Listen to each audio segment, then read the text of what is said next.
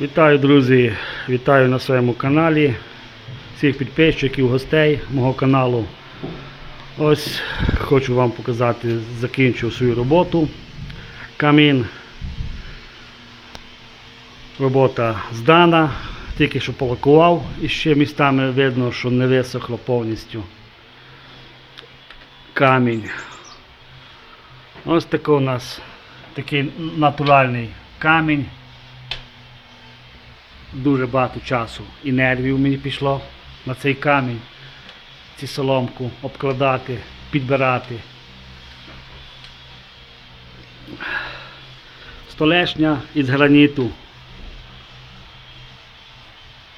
Ось така столешня з граніту.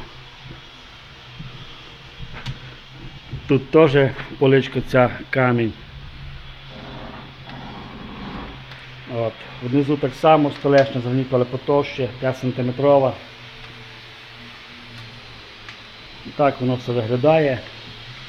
Підсвіточка, дрова тут буде стояти постійно на місці, тому що то є технічні дверки там для чистки комина. Ось. Аби їх не видно, їх просто так заховав дровами. Ну, багато нема що говорити. Результат видно на лице.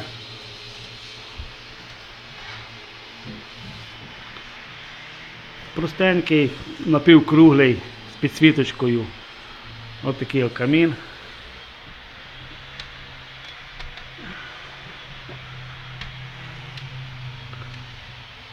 Ось так.